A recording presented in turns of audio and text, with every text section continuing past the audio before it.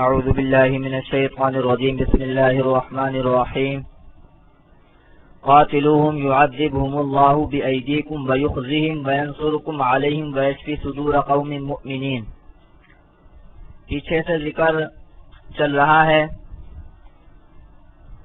ان لوگوں کا کہ جو مشرکین وعدے اور معاہدے توڑ دیتے ہیں، تو اللہ رب العزت نے پیچھے فرمایا تھا کہ ان سے کیوں نہیں لڑو گے تم، ان سے تمہیں ضرور لڑنا چاہیے۔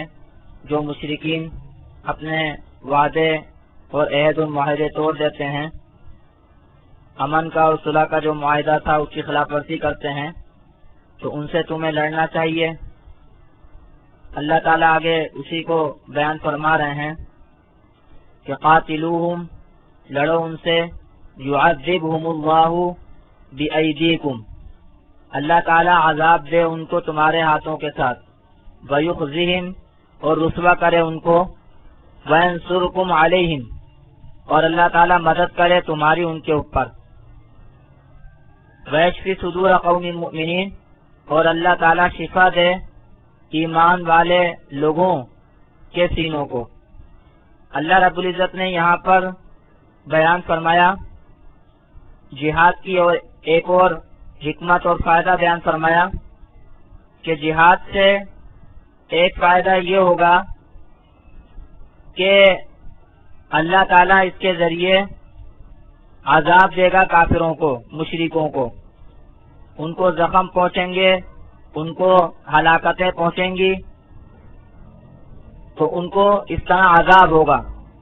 اللہ تعالیٰ کافروں کو، مشرکوں کو دنیا میں بھی عذاب دیتے ہیں، آخرت میں تو دیں گے ہی عذاب، لیکن دنیا میں بھی مختلف طریقوں سے عذاب دیتے ہیں۔ اللہ تعالیٰ مالک الملک ہیں، جیسے بھی اسباب و وسائل اللہ تعالیٰ اختیار کریں اور استعمال فرمائیں، اللہ رب العزت کی حکمت و مصلحت جیسے بہتر اللہ تعالیٰ سمجھیں۔ اللہ تعالیٰ کسی کو ہوا کے ذریعے سزا دیتے ہیں، کسی کو پہاڑوں کے ذریعے، کسی کو پانی کے ذریعے، کسی کو فرشتوں کے ذریعے، تو کسی کو انسانوں کے ذریعے۔ تو اللہ تعالیٰ یہاں بیان فرما رہے ہیں کہ تم ان مشرکین سے لڑو، ان سے جہاد کرو، اس طرح اللہ تعالیٰ ان کو عذاب دے گا تمہارے ہاتھوں، اور ان کو رسوا کرے گا تمہارے ہاتھوں، اور تمہاری مدد کرے گا۔ اس سے بہت سے فائدے حاصل ہوں گے۔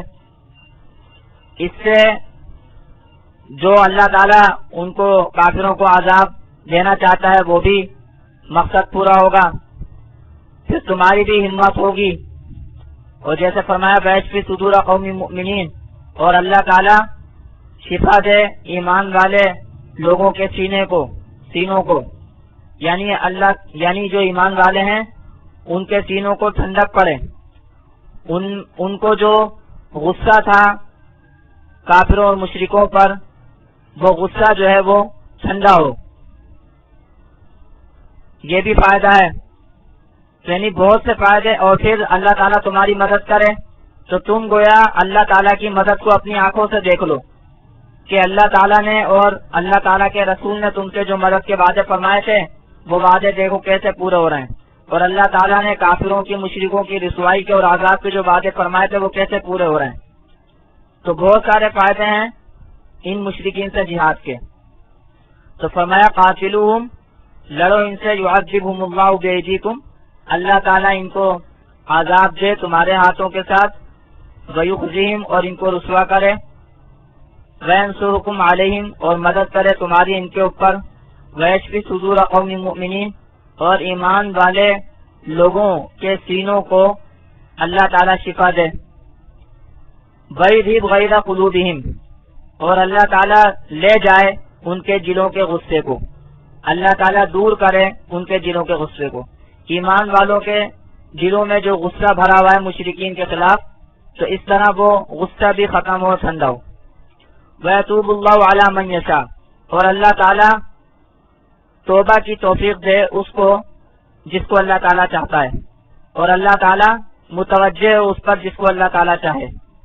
یہ بھی فائدہ ہے کہ دیکھو، ویسے اگر کوئی آسمانی عذاب آئے تو بہت سارے کافر مارے جائیں گے، لیکن اس طریقے پر جو جہاد کے ذریعے جو عذاب آ رہا ہے تو اس میں بہت سے کافروں کو یہ موقع بھی مل جاتا ہے کہ وہ اللہ تعالیٰ کی جو حمایت ہے ایمان والوں کے ساتھ اس کو دیکھیں، اور اللہ تعالیٰ کا جو عذاب ہے مشرکین کے ساتھ اس کو دیکھیں تو ان کو توبہ کی توفیق ہو جائے۔ یعنی یہ جو پورا نقشہ ہے اور یہ جو پورا معاملہ ہے، اس کا ایک فائدہ یہ بھی ہوتا ہے کہ بہت سے مشرکین جو ہے وہ باز آ جاتے ہیں، ان کو اللہ تعالیٰ توبہ کی توفیق دے دیتے ہیں۔ سارے معاملے کو دیکھتے ہوئے، سارے حالات کو دیکھتے ہوئے، سارے نقشے کو دیکھتے ہوئے ان کو اللہ اور اس کے رسول کی باتوں پر ایمان آنے لگتا ہے، یقین آنے لگتا ہے۔ اور چنانچہ ایسا ہوا، جب جہاد ہوئے اور ایمان والوں کو کامیابیاں ملی، فتح مکہ ہوا، تو لوگ جوگ در جوگ جو ہے وہ مسلمان ہونے لگے۔ پورا عرب تقریباً جو ہے وہ مسلمان ہو گیا اور اسلام آگے تک بڑھنے لگا۔ تو یعنی جو بہت سارے مشرکین جہاد میں بھی مسلمانوں کے خلاف لڑے تھے، وہ بھی بہت سارے ایمان والے ہو گئے، مسلمان ہو گئے۔ تو فرمایا وَيَتُوبُ اللَّهُ عَلَى مَن يَشَاءُ، اور اللہ تعالیٰ متوجہ ہو جس پر اللہ تعالیٰ چاہے۔ واللہ علیم حکیم، اور اللہ تعالیٰ جاننے والا، حکمت والا ہے۔ اللہ تعالیٰ جانتا ہے کہ کس نے کیا کیا ہے اور کس کے ساتھ کیسا کرنا ہے، کس کو کیسے سزا دینی ہے، کس کو کیسے عذاب دینا ہے، کس کے اوپر کس طرح انعام کرنا ہے۔ حکمت والا ہے اللہ تعالیٰ، جو کچھ کرتا ہے حکمت کے عین موافق کرتا ہے، جس کے لیے جو بہتر ہوتا ہے وہ کرتا ہے۔ تو طور طریقے یعنی سمجھیں کہ سزا دینا ہے، تو اب سزا کس طریقے پر دینی چاہیے، یہ اللہ تعالیٰ حکیم ہے، حکمت والا ہے، عین حکمت کے مطابق دیتا ہے۔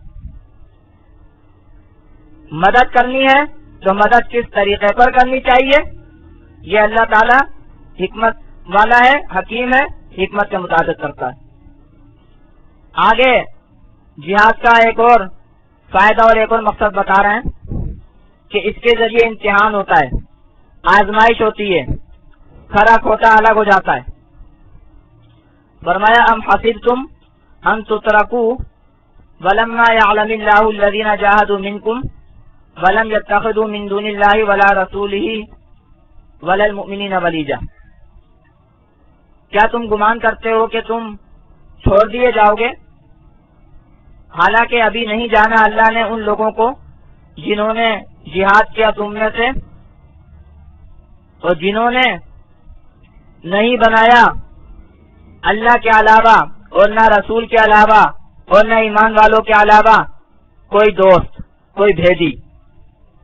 یعنی جو لوگ جہاد کرنے والے ہیں تم میں سے، اور جو اللہ اور اس کے رسول اور ایمان والوں کے علاوہ کسی کو دوست نہیں بناتے، کسی کو اپنا بھیدی نہیں بناتے،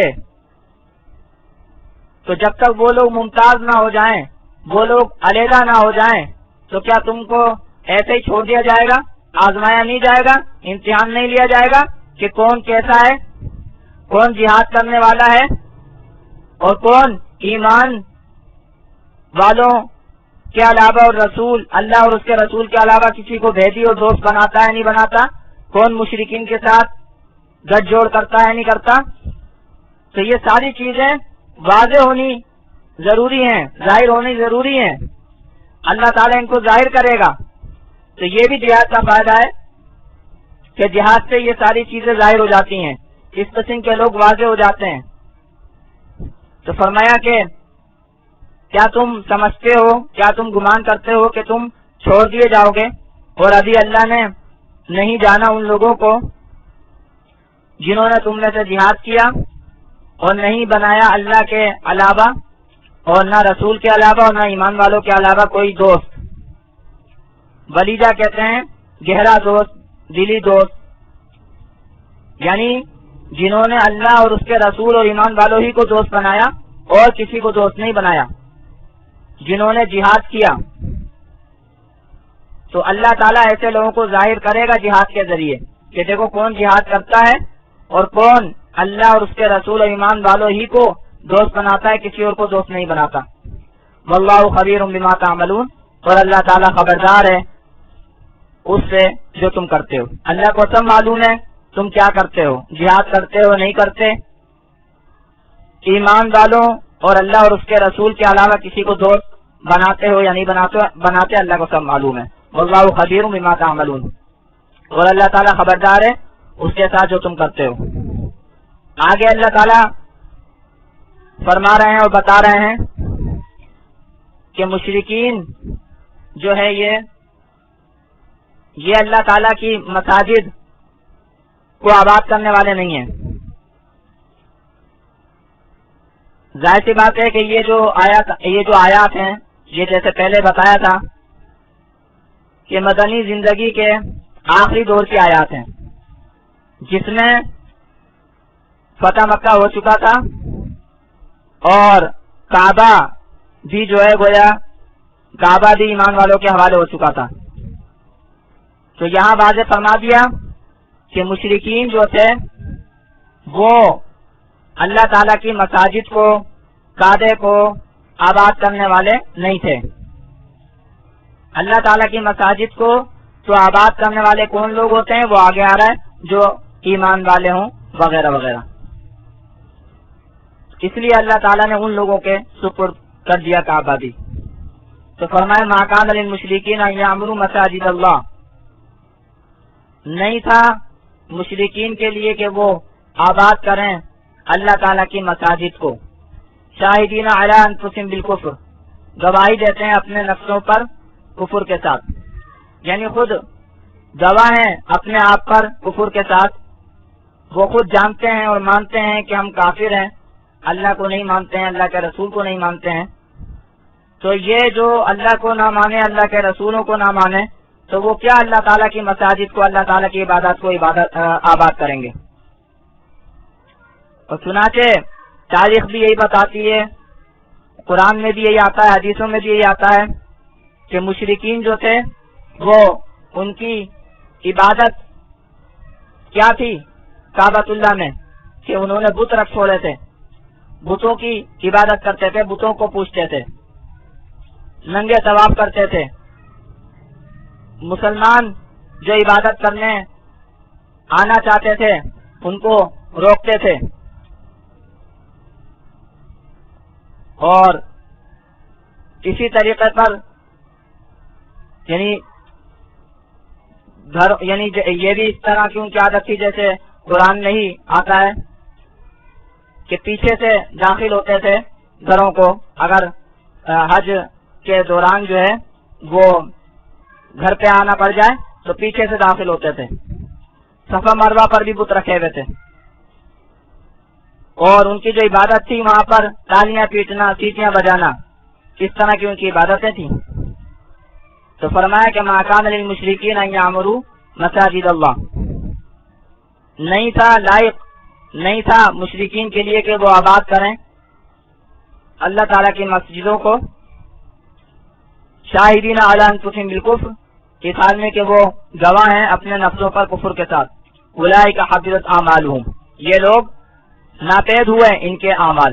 یہاں اللہ نے واضح فرما دیا کیونکہ بظاہر کچھ اچھے کام بھی کرتے تھے کعبہ کے سلسلے میں، جیسے آگے آ رہا ہے اللہ فرما رہے ہیں یہاں پر کہ ان کے یہ سب اعمال جو بظاہر اچھے ہیں وہ بھی بیکار ہو گئے ایمان نہ ہونے کی وجہ سے۔ اولئک حبطت اعمالہم، یہ لوگ ناپید ہو گئے، بیکار ہو گئے ان کے اعمال۔ وفی النار ہم خالدون، اور آگ میں ہی یہ لوگ ہمیشہ رہیں گے۔ وفی النار ہم خالدون، آگ میں ہی، یہ کلمہ حسر ہے، انداز حسر کا ہے، فی النار کو مقدم کیا، ہم خالدون کو مؤخر کیا، حسر پیدا ہوا، آگ ہی میں رہیں گے اور کہیں نہیں رہیں گے، آگ ہی میں ہمیشہ رہیں گے۔ اس کی وجہ یہی ایمان نہیں ہے۔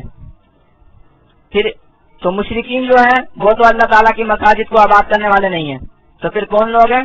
فرمایا انما یعمر مساجد اللہ من آمن باللہ والیوم الآخر، سوائے اس کے نہیں آباد کرتے ہیں اللہ تعالیٰ کی مساجد کو وہ جو ایمان لاتے ہیں اللہ پر اور آخرت کے دن پر. وَأَقَامَ الصَّلَاةَ وَآتَى الزَّكَاةَ اور نماز قائم کرتے ہیں اور زکوٰۃ ادا کرتے ہیں. وَلَمْ يَخْشَ إِلَّا اللَّهَ اور نہیں ڈرتے اللہ کے علاوہ. کلمہ حصر ہے انما، یعنی بس یہی لوگ اللہ تعالیٰ کی مساجد کو آباد کرتے ہیں. کیونکہ اللہ تعالیٰ کی مساجد کو، اللہ تعالیٰ کے عبادت خانوں کو آباد کرنا یہ نہیں ہے کہ اس کی تعمیرات کر دیں، اس کی چار دیواری بنا دی. مساجد کی آبادی نمازیوں سے ہوتی ہے، عبادت کرنے والوں سے ہوتی ہے، اللہ کا ذکر کرنے والوں سے ہوتی ہے. تو جو لوگ اللہ پر ایمان رکھتے ہیں، آخرت پر ایمان رکھتے ہیں، نماز قائم کرتے ہیں، زکوٰۃ ادا کرتے ہیں، یہ لوگ اللہ تعالیٰ کی مساجد کو آباد کرتے ہیں. کیونکہ یہ لوگ خود بھی عبادت کرتے ہیں مساجد میں، اللہ کو یاد کرتے ہیں، اور دوسرے لوگوں کے لیے بھی ایسے مواقع پیدا کرتے ہیں کہ دوسرے لوگ بھی وہاں عبادت کریں. تو فرمایا انما یعمر مساجد اللہ، سوائے اس کے نہیں کہ اللہ تعالیٰ کی مساجد کو آباد کرتے ہیں وہ جو اللہ پر ایمان لاتے ہیں، والیوم الآخر اور آخرت کے دن پر ایمان رکھتے ہیں، واقام الصلاۃ اور زکوٰۃ اور نماز قائم کرتے ہیں، وآتى الزکوٰۃ اور زکوٰۃ ادا کرتے ہیں، ولم یخش الا اللہ اور نہیں ڈرتے سوائے اللہ کے. فعسى اولئک ان یکونوا من المہتدین، پس نزدیک ہے کہ یہی لوگ ہوں راہ پانے والوں میں سے. یہ لوگ ہیں راہ پانے والوں میں سے، انہوں نے راہ پائی ہے، مشرکین نے راہ نہیں پائی. فعسى اولئک ان یکونوا من المہتدین، پس نزدیک ہے کہ یہ لوگ ہوں ہدایت پانے والوں میں سے، راہ پانے والوں میں سے. آگے جیسے میں نے ابھی بتایا تھا کہ جو مشرکین تھے وہ بھی کعبۃ اللہ کی کچھ خدمت کرتے تھے ظاہری اعتبار سے، حاجیوں کو پانی پلاتے تھے، کچھ مرمت وغیرہ کرتے تھے، غلاف وغیرہ چڑھاتے تھے. تو اللہ نے فرمایا کہ یہ اعمال جو ہیں یہ ایمان کے مقابلے میں، جہاد کے مقابلے میں کچھ بھی نہیں ہے. یہ ایمان اور جہاد کے برابر نہیں ہے. اس آیت کی تفسیر میں اور شان نزول میں ایک واقعہ بھی ذکر کیا گیا ہے تفسیروں میں کہ کچھ صحابہ کرام نے اس بات پر بحث ہوئی کہ کون سا عمل زیادہ افضل ہے. تو حضرت عمر، لمبی حدیث ہے مختصراً عرض کر رہا ہوں، تو حضرت عمر رضی اللہ تعالیٰ عنہ نے ان کو ڈانٹا اور کہا کہ حضور صلی اللہ علیہ وسلم سے پوچھنا چاہیے. تو حضور صلی اللہ علیہ وسلم سے جب پوچھا گیا، سوال کیا گیا، تو یہ آیات نازل ہوئی. تو اس کے اندر بھی اسی بات کو واضح کیا گیا کہ مسجد کی تعمیر کر دینا یا حاجیوں کو پانی پلانا یہ اس طرح نہیں ہے جیسے اللہ پر ایمان لانا اور قیامت کے دن پر ایمان لانا اور جہاد کرنا، یہ برابر نہیں ہو سکتے. مشرکین جو تھے وہ یہ دعویٰ کرتے تھے اور یہ کہا کرتے تھے کہ ہم بڑی خدمت کرتے ہیں کعبہ کی اور کعبہ کی طرف جو حاجی آتے ہیں ان لوگوں کی. تو اس کا بھی جواب ہے یہ. تو فرمایا اجعلتم سقایۃ الحاج و عمارۃ المسجد الحرام، کیا تم بناتے ہو حاجیوں کے پانی پلانے کو اور مسجد حرام کی تعمیر کرنے کو کمن آمن باللہ، اس شخص کی طرح کہ جو ایمان لایا اللہ پر، والیوم الآخر اور پچھلے دن پر یعنی آخرت کے دن پر، وجاہد فی سبیل اللہ اور اللہ کے راستے میں جہاد کیا. لا یستوون عند اللہ، یہ برابر نہیں ہوتے اللہ کے نزدیک. اللہ کے نزدیک یہ اعمال برابر نہیں ہیں. جو ایمان لایا اللہ پر قیامت کے دن پر اور اللہ کے راستے میں جہاد کیا، یہ لوگ زیادہ بلند ہیں، یہ لوگ زیادہ افضل ہیں.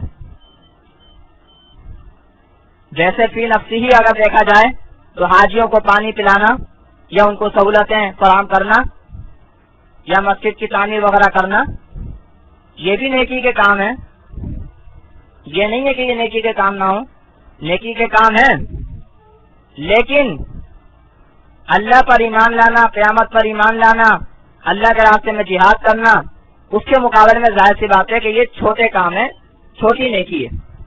اللہ پر ایمان، قیامت پر ایمان، اللہ کے راستے میں جہاد کرنا یہ بڑی نیکی ہے. تو یہ یہاں چونکہ جیسے میں نے ابھی بتایا کہ مشرکین فخر کیا کرتے تھے کہ ہم جو ہے کعبہ کی خدمت کرتے ہیں، کعبہ میں جو حاجی وغیرہ آتے ہیں ان کی خدمت کرتے ہیں، تو یہ اس کا بھی جواب دیا، اور جو مسلمانوں میں بحث ہوئی تھی کچھ، اس کا بھی جواب دیا۔ تو یہاں یہ اس کا جوڑ پیچھے کے ساتھ بھی یہی ہے کہ گویا اللہ تعالیٰ کی مساجد کو آباد کرنا کیا ہے، یعنی کون لوگ آباد کرتے ہیں؟ جو اللہ پر ایمان لاتے ہیں، آخرت پر ایمان لاتے ہیں، نماز قائم کرتے ہیں، زکوٰۃ ادا کرتے ہیں، جہاد فی سبیل اللہ کرتے ہیں، تو یہ بڑی نیکیاں ہیں، اور یہ لوگ اللہ تعالیٰ کی مساجد کو، عبادت خانوں کو آباد کرتے ہیں۔ تو فرمایا کہ اجعلتم سقایۃ الحاج وعمارۃ المسجد الحرام کمن آمن باللہ والیوم الآخر وجاہد فی سبیل اللہ، کیا تم نے بنایا حاجیوں کو پانی پلانے کو اور مسجد حرام کی تعمیر کرنے کو اس شخص کی طرح کہ جو ایمان لایا اللہ پر اور آخرت کے دن پر، وجاہد فی سبیل اللہ، اور اللہ کے راستے میں جہاد کیا؟ لا یستوون عند اللہ، یہ برابر نہیں ہے، یہ برابر نہیں ہوتے اللہ کے نزدیک۔ واللہ لا یہدی القوم الظالمین، اور اللہ تعالیٰ راہ نہیں دیتا ظالم لوگوں کو۔ جو مشرکین تھے وہ ظالم لوگ تھے، شرک سب سے بڑا ظلم ہے، اس کے علاوہ بھی مسلمانوں پر بھی مظالم جاتے تھے، تو اللہ تعالیٰ راہ نہیں دیتا ظالم لوگوں کو۔ آگے اللہ تعالیٰ مزید بیان فرما رہے ہیں کہ جو ایمان والے ہیں اور جو ہجرت کرنے والے ہیں، جہاد کرنے والے ہیں، ان کا کیا مقام اور مرتبہ اللہ کے نزدیک۔ الذین آمنوا وہاجروا وجاہدوا فی سبیل اللہ باموالہم وانفسہم، وہ لوگ جو ایمان لائے اور ہجرت کی اور جہاد کے اللہ کے راستے میں اپنے مالوں کے ساتھ اور اپنی جانوں کے ساتھ، اعظم درجۃ عند اللہ، اللہ کے نزدیک سب سے بڑے درجے میں ہے، اعظم سب سے بڑا، درجۃ درجے میں، اعظم درجۃ سب سے بڑے درجے میں اللہ کے نزدیک یہ لوگ، وَأُولَٰئِكَ هُمُ الْفَائِزُونَ، اور یہی لوگ مراد پانے والے ہیں، کامیاب ہیں۔ يُبَشِّرُهُمْ رَبُّهُمْ بِرَحْمَةٍ مِّنْهُ، اللہ تعالیٰ ان کا رب خوشخبری دیتا ہے ان کو، يُبَشِّرُهُمْ رَبُّهُمْ خوشخبری دیتا ہے ان کو ان کا رب، بِرَحْمَةٍ مِّنْهُ اپنی طرف سے مہربانی کے ساتھ، وَرِضْوَانٍ اور رضامندی کے ساتھ، اپنی رضامندی، وَجَنَّاتٍ اور باغات کے ساتھ، لہم فیہا نعیم مقیم، ان کے لیے ان باغات میں نعمت ہے پائیدار، ہمیشہ رہنے والی، خالدین فیہا، ہمیشہ رہیں اس میں، ہمیشہ ہمیشہ۔ ان اللہ عندہ اجر عظیم، تحقیق اللہ ہی کے پاس ہے بڑا اجر۔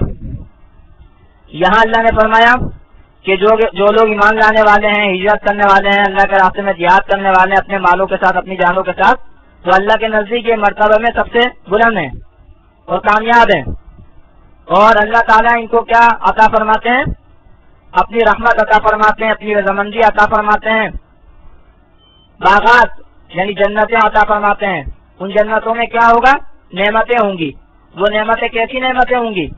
دنیا میں تو جو نعمتیں ہوتی ہیں وہ ناپائیدار ہوتی ہیں، ختم ہو جاتی ہیں، مشقتوں کے ساتھ ہوتی ہیں، لیکن وہ نعمتیں ہوں گی مقیم، پائیدار، ہمیشہ رہنے والی نعمتیں، پائیدار نعمتیں۔ اور وہ جنات اور باغات بھی کیسے ہوں گے؟ دنیا میں تو جو کوئی آتا ہے کچھ ہی سال بعد واپس چلا جاتا ہے، مر جاتا ہے، لیکن وہ باغات ایسے ہیں کہ وہاں سے وہ جانے والا نہیں ہے، ہمیشہ ہمیشہ رہے گا اس میں۔ اور بعض مفسرین نے بیان کیا ہے کہ اللہ تعالیٰ نے 3 چیزیں بیان کی، ایمان اور ہجرت اور جہاد فی سبیل اللہ، اور اس کے انعام میں بھی اللہ نے 3 چیزیں ذکر کی، رحمت، رضامندی اور باغات۔ گویا رحمت ایمان کے بدلے میں، اور رضامندی جہاد کے بدلے میں، اور ہجرت کے بدلے میں باغات، یعنی ایمان کی وجہ سے اللہ کی رحمت متوجہ ہوتی ہے، اور جہاد کی وجہ سے اللہ تعالیٰ کی رضامندی اور بلند مرتبہ عطا ہوتا ہے، اور باغات یہ ہجرت کے نتیجے میں کہ ہجرت کرنے والے نے اپنے وطن کو چھوڑا، اللہ تعالیٰ اس کے بدلے میں اس کو ایسی جنتیں عطا فرمائیں گے جو اس کو چھوڑنی نہیں ہوں گی، جو اس کو چھوڑنا نہیں پڑیں گی۔ تو فرمایا کہ یبشرہم ربہم برحمت من، اللہ تعالیٰ خوشخبری دیتا ہے ان کو، ان کا رب خوشخبری دیتا ہے ان کو اپنی جانب سے رحمت کے ساتھ، برغوان اور خوشنودی کے ساتھ، بجناتن اور باغات کے ساتھ، لہم فیہا نعیم مقیم، ان کے لیے اس میں نعمت ہے پائیدار، خالدین فیہا ابدا، ہمیشہ رہیں اس میں ہمیشہ، ان اللہ عنده اجر عظیم، تحقیق اللہ تعالیٰ ہی کے پاس ہے بڑا اجر۔ یہ ہے بڑا اجر جو اللہ ہی کے پاس ہے، دنیا میں جو کچھ ہے وہ سب ناپائیدار ہے۔ اللہ تعالیٰ ہمیں بھی جنت میں مقام عطا فرمائے۔